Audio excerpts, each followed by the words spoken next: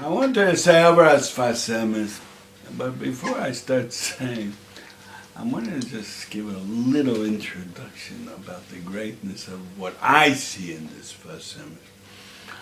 The Fasemis is very short pieces, and within the pieces themselves, the main word is usually 3 lines the most. 3 lines. But it's so deep and so original. It's mamishi. It's gewaldig how deep and original it is. The Vasemis is not a sefer that's made for easy reading. Anybody who wants to lie in bed and read a sefer on Chumash should take the Iturei Torah. Which years ago, I remember somebody that used to look at it. Our producer, Shomer Iturei Torah, or you can read the sheets they give out in shuls. But I'm not mamlitz on these things. I would say better take 3 lines. Yeah, 3 lines in this Fasemis. Well, you have to pick the right 3 lines. You said. You have to know. You have to know how to find them.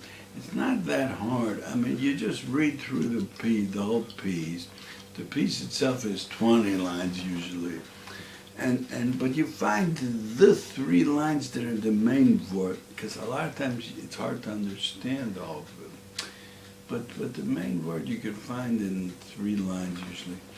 And take it and think about it, think about it, think about it. Say it over and over to yourself.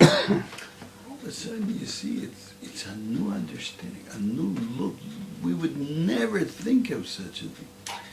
I also, sometimes you find a word that you think maybe I can reach it also. It's, even though the word is from Gedolei Olam, but you have a feeling, but this Fasemis is Lamala from our Hasogas.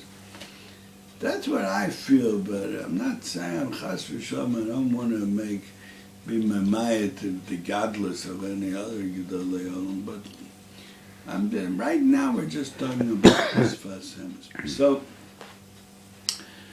Fasemis in today's parasha says like this: Vayigash.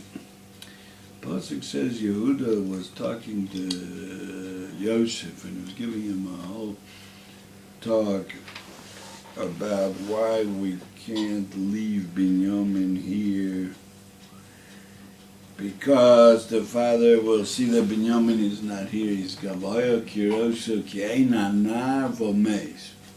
That's how the second Aliyah starts in today's parasha. Levi, Sheni.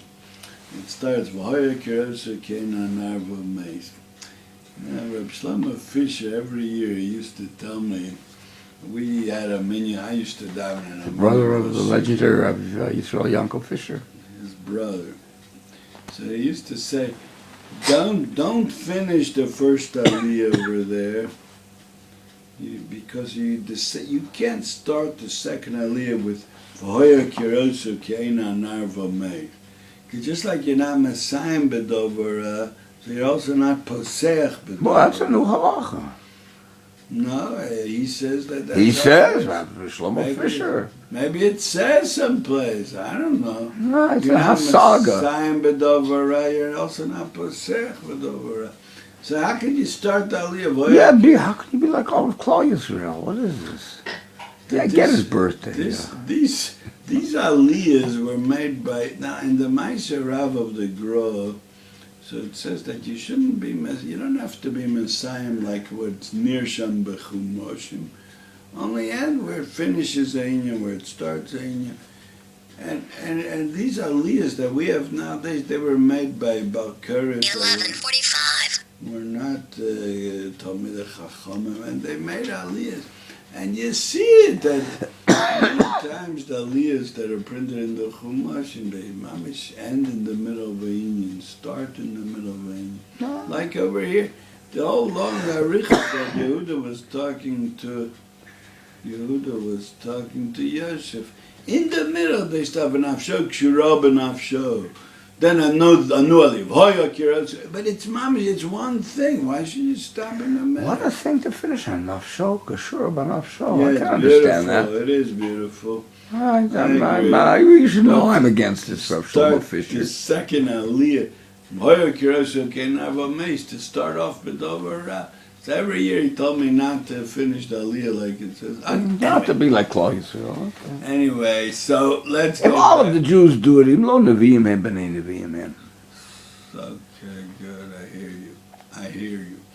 So this Fasem says we're gonna spend the whole time on our side issue. That's what happens. You should know. That's what happens. You're not the only one. It happens by many people. I know big people, mamish, brilliant geniuses. Somebody that lives on Rehova Kablan, mamish, we're all offer tachas kapos raglu, that he could just get off the subject. All of a sudden, we'll start arguing on how to finish the aliyahs and how to start the aliyahs, and forget where we came from, what we're here for. I know somebody like that. Baruch Hashem was chonin me das that I don't fall into that trap. And I remember this is not the subject. And I'm not going to take up for Shlomo Fisher either, although I think he's right. But I'm not going to fight for him. And let's get back to our subject. So this Basemis says, how did Yehuda know that he'll die because he'll see the... How did he know that? It's like a simple kasha that we every year we go over, we didn't even stop to think about it. So you say because there's so much agmas nefesh, Yosef einenu v'Shimon einenu v'Binyamin tikol, so of course he'll die. Yeah, but this, we're not just it's chas v'shalom, not a storybook over here. It's Torah's emes. It has to be the absolute truth. You can know for sure. Now listen to what this Fasemis says. You would never, as much as you would sit, me and our choshev, a producer, would sit, as much as we would sit and think, we would never think of what this Fasemis says. So Fasemis says like this. Everything the Ovos did was Ledoros, was for Ad Sof Kol Adoros, the Hashpah, the influence of everything they did was till the end of times. It was shining in, influencing. It was mamish like creating what's going to happen in the later generations, like what's happening to us. It's as if in some way it was there in the time of the Ovos. Ma'aseh Simon Lebanim. Ma'aseh Simon Lebanim. But it's not just Simon. We can think Simon. It's like a remes. It was there. It was happening there. Now, Yaakov Avinu, he said to them, "V'kel shaka yiten lachem rachamim lifnei oish, v'shilach lachem ez achichem acher." What? Ves Binyamin? How does it say?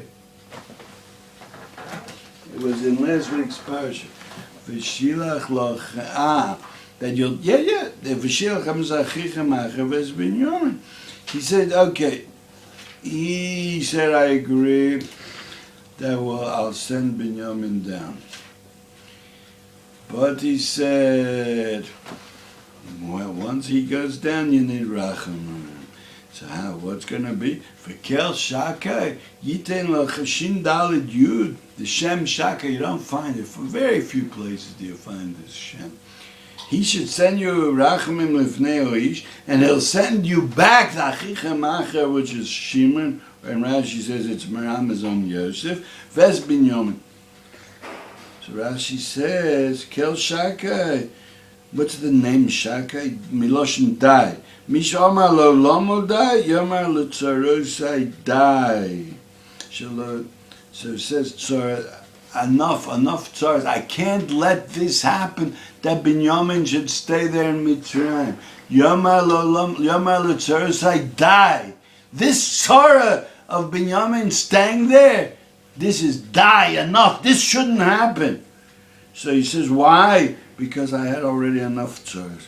Tzars Lovan, tzars Esav, tzars Rachel, Tzaras Dina, Tzaras Yosef, Tzaras Shimon, it's just 6. Now Tzaras Binyamin is 7. The 7th tzara, that I can't have anymore. Says the Safat is like this. What do you mean you can't have it anymore? Maybe it's Nogea L'Doros. Maybe it's Nogea Tzofka Doros. Maybe if you'll suffer the Tzaras Binyamin, Rashi says Tzaras Binyamin. That's the 7th tzara is Tzaras Binyamin. That means there is such a thing as a Tzaras Binyamin. That means the suffix, if to send him, not to send him, you have to send him. But to have the Tzaras Binyamin of him not coming back, that's Yomer L'Tzaros I die. That's enough. Enough. You don't find Yaakov Avinu never said such a thing until now. When it came to Tzaras Dina, he didn't say die. When it came to Tzaras Yosef, he didn't say die. But over here he said, Yomer L'Tzaros I die. So the question is, asks the Sfasem, is what do you mean Yomer L'Tzaros I die? Maybe it's in the Sofka Doris, maybe this Tzaras Binyamin, maybe it's going to have some hashpah on somebody in the Sofka Doris. Who knows what kind of thing? And you know, it's Yadua that the Ashkenazim come from Yehuda and the Sfaradim from Binyamin. Is that true? I don't know. There's different shitas. You could say the opposite. I don't know. Well, let's say like this. Let's imagine. Let's be medamyen. Let's imagine that it is like that. The Ashkenazim come from Yehuda and the Sfaradim come from Binyamin. Kiyadua, that the historians and Yosef Kaplan all seem to agree that all Ashkenazi Jews are descended from Rashi, who's descended from David So HaMelech. statistics, there's enough years went by that we should all be descendants of Rashi. So okay, so let's say the Sfaradim come from Binyamin. Now, No, at that time there weren't that many Jews in the world. in the time of In Rashi. the time of Rashi. So what? So it makes it even more probable, even if you think there would be as many as there were Sephardim. But Beryl Wine talks I about mean, this. all the Sfaradim also come from Rashi. No, That's what you say. So I'm saying like this. but there were more Sephardim at that time. In In the time of the Rishonim, much more. It could be everybody was Ashkenazim in the time of Rishon. It could be there was some. And there were people in Mitzrayim and in Babel and Yeah, but maybe the whole this what we call nowadays Sfaradim that was created later. Okay, good. I'm not going to go into that, even though there's what to talk about. I don't know, but I'm just imagining. I'm using my imagination right now. So nobody should quote me on this, that I said the Sfaradim are from Binyamin. Don't say it over in my name, but well, let's imagine. So let's say, so like this. So there's going to be a Tzaras Binyamin, Binyamin won't come back. Maybe that's going to mean that the Tzionim, that they took the Sephardic Jews and they shmaded them up in the beginning of the Medina. And they brought them to Eretz Yisrael, and they put them in all kinds of places, and they forced them to vote for what was called the Mapai in those days. And Only if they wanted to get a job. Yeah, if they wanted to starve to death, it's all right. But if they wanted to get a job, they had to vote for Mapai and to send their children to their schools. And they all went, and a lot went off the derech. And then the fact that there's such a thing as an underworld of Moroccans, face these names, Damari and Abergil maybe, and who knows what. We don't have to. So the fact that there exists such a thing is because the Tzionim brought them here and they shmaded them up. And that's maybe, you could say, that's Tzaras Binyamin. That's what the Sfas says. No, that's what I'm imagining. I'm using my imagination now, my creative imagination. And Yaakov Avinu had to suffer the Tzaras Binyamin to save these people from what's the Tzionim, Rachmana litzlan, are going to do to them. So why did Yaakov Avinu say, Yomer L'Tzaros I die? Maybe you have to suffer the Tzaras Binyamin for the Doros Haboim. the Teretz says Yaakov knew. He knew what's going on. He knew what's going to be in the Doros Haboim. He knew everything. And if he said Yomer, Rabbi Kaplan, we'll take a break now.